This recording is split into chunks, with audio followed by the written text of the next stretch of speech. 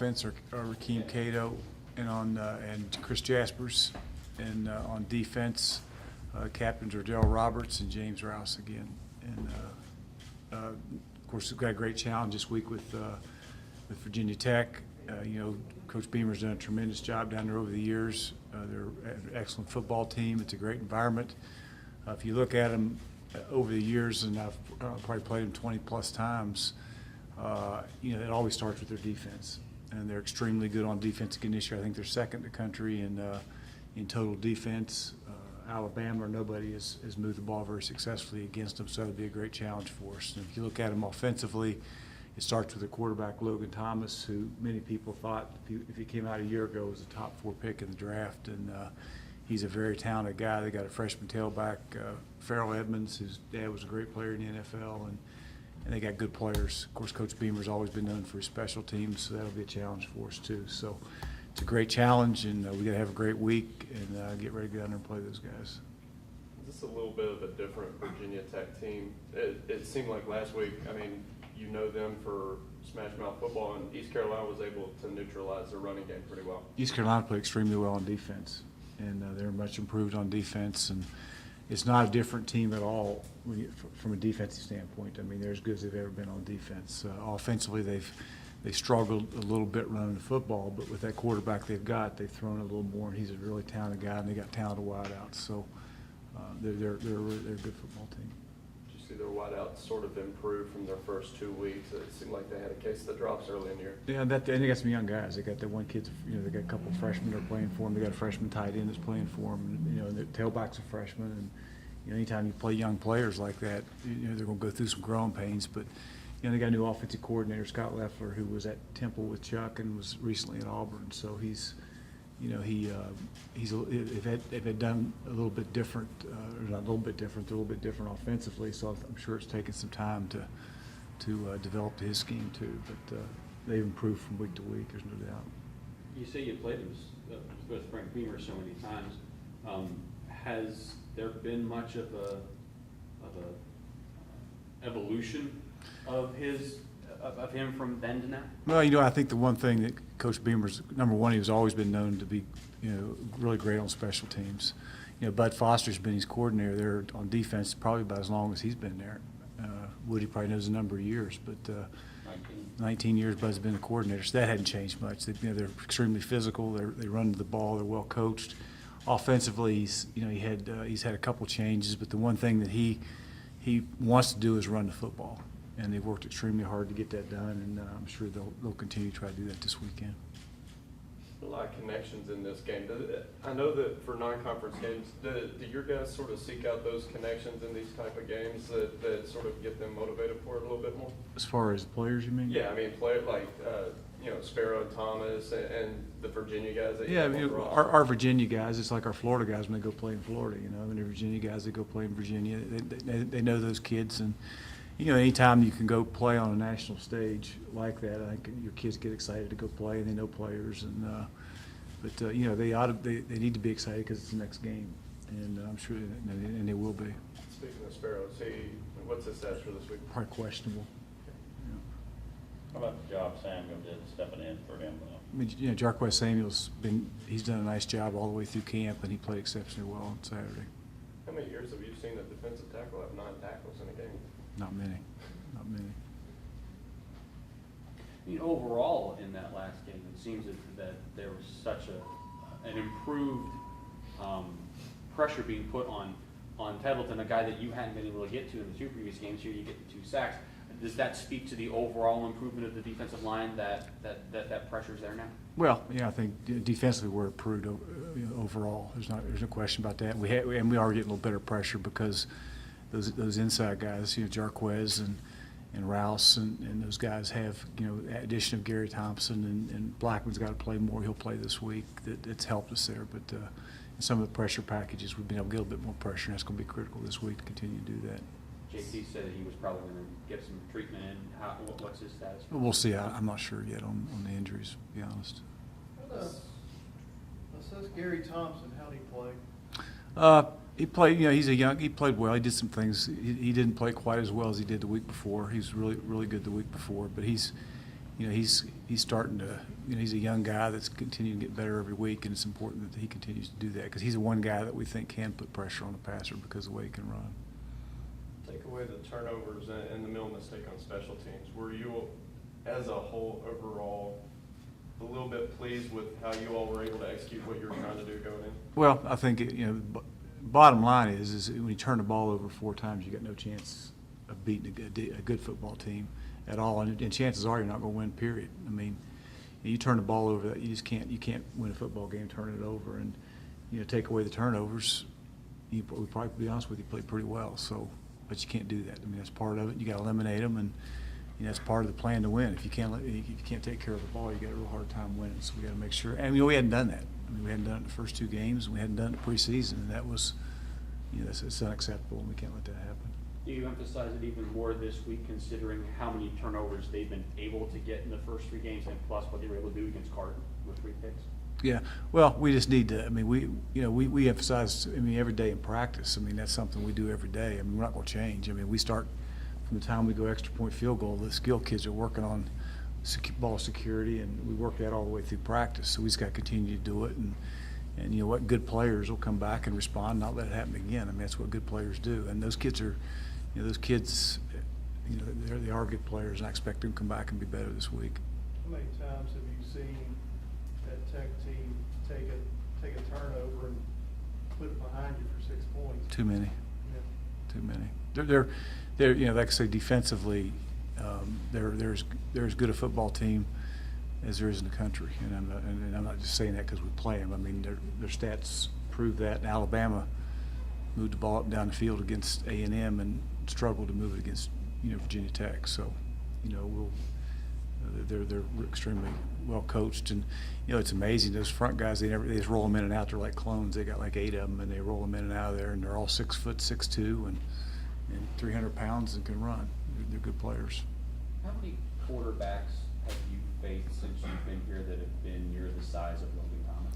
I'm not sure that I've faced any, to be honest. They're maybe ever in my career, in 30 years. I mean, he looks like, I don't know what he looks like. He looks like a big old tight end out there, but he can run, and you know, you say he's 6'6", and he looks bigger than that when he gets out on the field in uniform. He's an impressive looking guy, and he makes all the throws. And how does that change how you approach when you have a guy that's going to be, you know, when you're 6'6", 260, it's can be that hard to bring down. Arm tackles won't work. No, you got to wrap him up, and you got to get, you know, in East Carolina. I mean, I don't know if y'all saw some of the East Carolina clips on him or not, but East Carolina had him sacked a couple times and couldn't get him on the ground because he is a big physical guy, and you better wrap him up, and you better get more than one guy there because he's physical. First, second down, seemed like East Carolina kind of loaded the box. You know, East Carolina, East Carolina, their front 4 did a nice job, to be honest with you, and they did a nice job putting pressure. They moved the pocket, and I was impressed, you know, with East Carolina's defense. They're much improved. They really are. And that's what your defense last week. I mean, you can hold Ohio to 60 yards. That hasn't happened here. No, you know, like I say, you know, you eliminate, and you can't. I mean, bottom line is it is what it is, and you know, defensively, to be honest, we played pretty well, and just, but you can't. Again, you can't. The turnovers determine the outcome of the game, and it's unfortunate. What's it say, Doc, in general in the state of the game where you give up 370 whatever yards and you move up 2 spots in total defense this week from last week? I mean, it's just so much pressure on the defense at every game. Well, you know, it's what's happened in college football. I was, you know, I come in early in the morning. I've got that crazy show. I'm listening to some things on the way in, and Alabama right now is like 80th in the country in total defense. I mean, when was the last time Alabama's been 80th? And they've been number 1 in the country forever, and I think they're like 80th in the country in total defense this week. I mean, Nick Saban's probably pulling his hair out. I mean, but that's what's happening. I mean, you look around the country today at offenses and what's happening out there, and I mean, the numbers that some people are putting up against. You know, you can't tell me Alabama doesn't have pretty daggone good football players. They do, and Johnny Manziel and that offense ran up and down the field. So, you know, I said all along that people around the country are pulling their hair out defending the spread offenses, and they are, and it's still a work in progress. But our defense has made improvement, and they've got to continue to improve, and we got in all phases we got to continue to improve and get better. Getting back to Logan Thomas for a second, how How do you simulate him in practice? I mean, does Joe Woodrum have any quarterbacking experience or anything like that? For Steve Dillon. I mean, you don't. I mean, you just gotta. I mean, number one, you just do what he does. I mean, we'll simulate just like we do every week. Our scouts, the one thing, and you guys watch us practice a lot. You'll see us every day. We go good on good, and you'll see our seconds are the best we can get out there going against our first defense, emulating Virginia Tech's offense, and vice versa with their, our second defense going against our first offense, emulating, Virginia Tech's defense. So, we get as good a players as we can get on our players, and just work extremely hard to get better. Is it an advantage at all, Doc, to have a J.C. Price on your staff who knows tendencies? He played for Frank Beamer, he played for Bud Foster. Does that matter at all? If he could play, it would. It'd be nice to line JC up in there. I know that, but no, it's I mean, we all. I mean, we've played, and get the tape and all that. And we know what they're going to do. I mean, there's no secrets on what Virginia Tech's going to do. They're going to line up and they're going to play extremely hard, and they're going to play extremely physical and play with great technique and fundamentals. And you better be able to block them, and you better get hats on the right people and make some plays. I mean, that's all. But I don't think it's. But JC will. Maybe a little bit personnel-wise because he knows some of those kids. But other than that, not a lot, to be honest. Coach, is it almost better that you're playing a team like Tech that gets your attention after a disappointing? Yeah, I think, any team. I mean, these kids, this is a great group of kids, and you guys have been around them. I mean, they got great leadership, and they've worked extremely hard, and football is important to them. And, that they took that thing awful hard, but also they know that one game's not going to define the season. And we got a lot of football left to play, and they're going to be good. And so whoever that is, just happens to be Virginia Tech, but it's important because it's the next game. And but they'll go play. They'll go play. Effort and all that has not been an issue with these kids. They played hard. Now, we weren't smart at times, but they played extremely hard. A lot of these seniors have experience playing Virginia Tech. Do you sort of depend on them to tell the younger players what it's like to face a Virginia Tech in terms of physicality or anything? Yeah, and that was 3 years ago. I guess it's been 3 years ago. Yeah. So and they're a little bit. Our kids are different, and of course you got a whole different group of guys at Virginia Tech. But I don't think they need to be told how physical they are. I mean, you can turn the film on and you can tell they're a physical football team. They always have been. So they understand that. You put Reeves in to receive kickoffs last week after Stu fumbled. Will Reeves stay back there? Or Probably. Number one, did a nice job. And Stu Butler, I mean, bottom line is that, Stu Butler is going to be is a good football player for us. And he will continue to be a good football player for us. He's got to get back out there and go to work today and work extremely hard. And he's going to play. He's going to play. Your offense versus their defense, such as the strength of your team versus the strength of their team. Is there any fun in the challenge of trying to solve that conundrum when you're in the film room, when you're with the coaches saying, all right, our offense is what it is, their defense is what it is, let's. Well, and it's. I mean, that's what we coach. I mean, we do this because we enjoy, we enjoy Saturdays too, most of the time, and. But you enjoy going out there, and you enjoy, as a coach, you enjoy the challenges. You enjoy going in those arenas, and you enjoy, trying to find ways to, to make things work versus the different offenses and defenses you're getting. So that's why we do what we do, and it's a great challenge for us, and we look forward to those challenges. Coach, back to the defense, back to Tech's defense and the nuts and bolts of it. Their assessed their coverage last week against all those East Carolina receivers, like Justin Hardy, and then they never seem to get open. No, and there's not a lot of people get open, not only those guys, but Alabama, and I think Alabama had the one big play against them, with 22, had a couple big plays, 3 big plays in that game, I think it was. So, they just got, they got a freshman corner out there that those corners are NFL guys. I mean, you guys are gonna be able to go to that game. There's a freshman, 2 freshmen that are NFL players, and you don't normally say that about freshmen, but they are. That are playing corner for them, and they're just got athletes in that secondary, and that's the reason they're second in the country in total defense, and the reason they've been a top 10 defense in the country for the most part for the last 19 years. They haven't changed. Bud does a tremendous job. They coach them extremely well, and they know exactly what they're doing, what type of guys they're recruiting, and they get those guys. talking about the younger Fuller and the Fackerson guy? Yeah, those 2 freshmen are excellent players, really good players. One, the younger one, got 3 interceptions already on the year, and they're good players. Coach, you talk about games are won in preparation on Tuesdays and Wednesdays. Going into a game knowing that East Carolina was held out of the red zone the entire contest, and this defense has turned the ball over, created 6 turnovers. What do you tell your team offensively to find the rhythm early in the football game, something that's not been able to do in the last couple games? Yeah, well, you have to. I mean, you've got to, you can't keep putting our defense out there. You got to keep moving the ball and work to it, and it'll be a great it's the same thing you always, Virginia, I thought East Carolina, because Virginia Tech was in the red zone several times and came away with nothing. They missed a couple field goals there. I think it was total, 2 or 3 in that game, and also they went for it on 4th down to give East Carolina one final shot to take it down to win the game there at the end, and Tech wasn't able to do that. So East Carolina did a tremendous job versus Virginia Tech's offense of not letting them score in the red zone, and then of course Tech's defense does the same thing. You're absolutely right. So we got to be. You just work Tuesday and Wednesday, and I mean you prepare.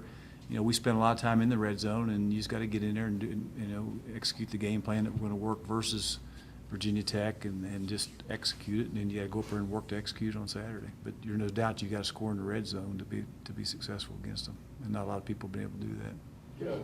Given how much of a focus is on special teams with Virginia Tech, and with the fact that their defense is so prominent for their team, and you all came off a week in which special teams struggled pretty handily, how much of an emphasis do you put on special teams during this week? Is it any more than normal? Well, we put a lot of emphasis on anyway, and we struggled with him catching the ball, which is what it is. I mean, we gave up 7 points on that deal, but the kickoff returns were blocked well. We just got to catch a daggone ball and get it out of there. The kickoff team was excellent again. The punt team, we let one punt, and we were there to make a tackle and got to make it. And so we emphasize that. We start every day. We spend time on that. We spend as much or more time on special teams than anybody in the country, with meetings and time we spend on the field and all that, and we'll continue to do that because it's critical. Like I say, this week they're good in all phases. I know Coach Beamer takes a big part in all that. Status on Remy Watson? He'll practice and see how he does. Dee's been practicing, yes. He did he go last week, or? Dee's? Dees. Yeah, he was there. Yeah. And Ken Smith? Ken Smith has decided no longer to play football. Okay. He decided not to play. With as much focus as I'm sure a lot of people put on Tommy, considering they know how prolific he can be as a pass catcher, are you surprised he's still able to get as many catches as he has so far this season? No. He's really good he's good at finding openings, and he's just got it. Kind of the it factor with him, and Billy does a good job of working to get him one-on-one, and where they can't bracket him and do. And one thing we've been able to us being able to run the football. It's hard to load the box or to walk those guys out to bracket him and take him out of the run support, because we had the ability to run the football. So no, Tommy's a good player, and it's going to be critical he has a great game Saturday. Yeah, and do you feel you need more out of your outside guys, especially to kind of stretch the field? Because I'm sure those windows that you will probably see against the Gardner-Webbs and Miamis of the world probably aren't going to be there when Virginia Tech comes. Well, thing is, if they take away something, you got to be able to execute on the outside. And you're right, those guys on the outside got to step up and make plays. Craig stepped up and made a couple Saturday, to be honest, and I think Devin Smith, Muumu's getting better and feeling more comfortable out there. So with those two, a couple of the young guys need to continue to come along, but there's no doubt that we got to, those outside guys have to be able to make plays for us. Because I was like, what do you think of how they're doing so far? I mean, those are big shoes you got to fill with Antavius and Aaron. Do you feel that they've made the amount of progress you're looking for? Well, I think so. I mean, I don't think that's and like I say, it's not that we didn't lose that football game because the outside guys didn't produce. We lost it because we put the ball on the ground 4 times. Is why we lost the football game. And we take care of the ball, chances are everybody's happy right now. We didn't do that, so we got to continue to get better at that. But I don't think what we're doing offensively, affected the outcome of the game other than turning the ball over, to be honest. Well, I mean, I think it's hard, though, to defend what Tommy does and some of what Ohio did. If you've got receivers, quarterbacks, are very comfortable with each other on that slant, and they're looking for it. I mean, let me tell you something. It's hard if you got a quarterback that can make plays, and I really don't want to look back at that game, but that daggone Tettleton guy, he made play after play after play. And Cato does the same thing at times, and Manziel does the same thing at times. When you got a quarterback that's a winner like those kids are, and I mean, a couple of those plays those kids made, I mean, you know, that's what makes a good football team. If you got a quarterback can do those things, you got a chance to win every game you play. And unfortunately, they got him, and he made in that second half. That kid made every play he was asked to make, and we didn't make enough, to be honest. You spoke about Momo just a second ago, and it seemed like every single reception he had the other night was going for big chunks of yardage, 10, 23, I think 30 on another one. Mm-hmm. How do you look at his role this week, especially with them bringing people off the edge and the things that Bud Foster likes to do? You try and get him out in space one-on-one against Well, someone? yeah, you have to, and he's good in space. And Mhm. I think the one thing you better do when you're playing that defense, you better get the ball out of your hand. I mean, you're going to sit back there and hold it very long, you're going to get sacked. And I think you got to get the ball out of your hand quick, and you got to mix things up. You can't be one-dimensional, and you know, you got to find a way to you know, like I said, get the ball out of your hand and in space, whether it's screens or whatever you're doing, to make sure you get the ball out of your hand quick. You sit back here and hold it and try to do anything other than 3 steps and 5 steps on time, you're going to have some major problems. Sort of looked like he was more definitive. It seemed like the first game, especially on punt returns, he was sort of getting a little bit of happy feet and not being as decisive with his first move against Ohio. As soon as he got the ball, I mean, it was. He'd feel more comfortable. He hadn't played football in a year, and he's back outside. He's going to be a good player for us this year. He's getting more comfortable as the season goes along. Anything else? All good? Yeah. I've got a question for you. Mhm. What's your thoughts today? As you know, the steel started going up over next door for the new complex. It's a pretty sight. When y'all leave, you got to walk over and look at that now to make you smile. That's for sure. It's Got some pictures. I saw some pictures. yeah, it's supposed to huge. be big. It's huge. It's huge. You know, again, Mike Hamrick and Dr. Kopp and, you know, the fan base and everybody that's put all the money into that. It's a heck of a deal. I know, Woody, you've been around a long time, to finally see that thing go up. It's something that's been needed here a number of years, and it's a heck of a deal. It really is. Thanks, guys.